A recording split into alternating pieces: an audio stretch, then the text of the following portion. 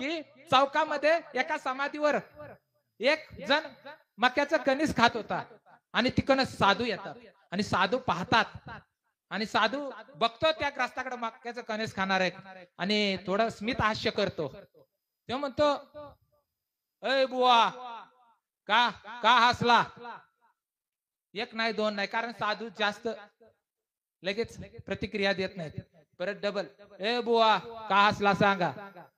खरं सांगू, कारण ही 12 बिघ्यातल्या समाधीवर मक्याचा कणीस खातोय ना, पण ह्यातली मक्याच्या कणसाचा एक दाना आहे ना, ते पुण्यातली कोंबडी खाणार आहे. ते म्हणला, काय काय राव बुवा आहे का? त्यामुळे तर बुवा लोकांवर विश्वास नाही. असली भोंदूगिरी, लोकांना काही सांगायचं, रात्रभर जागवायचं आणि जे काम करते त्याला पण आळशी बनवायचं. हे बुवाटने आता म्हणला ह्याचा सोपडा साफ करणार आहे मक्याच्या कणसाचा, काय एक दाना खाणार आहे काय. पण साधूंचं निरीक्षण, दूरदृष्टी असते साधू संतांना.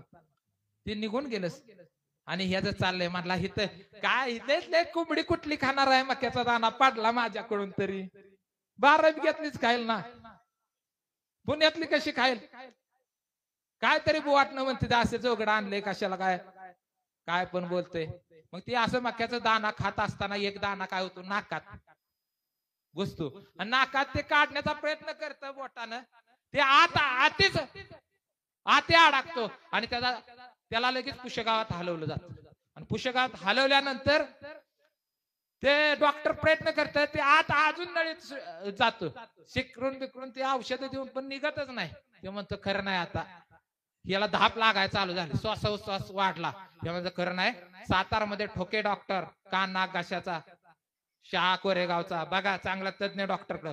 पण तिथं गेल्यानंतर हे पेशंट लयच कशा होता, दबकीवरच होता, असा श्वास मरेल का वाचतोय. त्याला म्हणला, ही अँब्युलन्स डॉक्टर म्हणला, मी जरी तज्ञ असला तरी सगळी स्पेशालिस्ट ही कुठं आहे? रुबी हॉस्पिटलला पुण्यात आहे. त्याला उचला आणि अँब्युलन्स माझी घ्या वाटलं तर, पण लगेच पळवा. आणि त्याला रुबी हॉस्पिटल मध्ये पुण्यात आणला आणि दुसऱ्या मजल्यावर ठेवला आणि डॉक्टरनं उपचार चालू केला. आणि त्याला एवढी शिंक आली आणि डॉक्टर हे जा करत होता, त्याला शिंकायला इकडं खिडकी होती बाजूला, म्हणला शिंकला, जोरात शिंकला आणि ती दाना खाली पडला. खाली कोंबड्या कुठल्या भाग्यात, त्या पुण्यातल्या कोंबडीचा एक दाना होता. तसं भाग्यात असलं ना ते मिळणारच आहे, पण भाग्यात नसणारं मिळायचं असेल तर भगवंताचं नामचिंतन केलं पाहिजे. ते प्रेमानं करूया. विठोबा रुखमाई, विठोबा रुखमाई,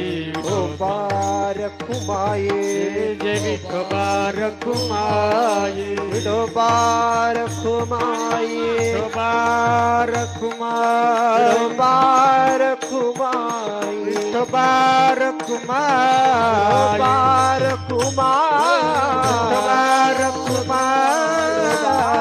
रुखमाई, विठोबा रुखमाई, विठोबा रुखमाई.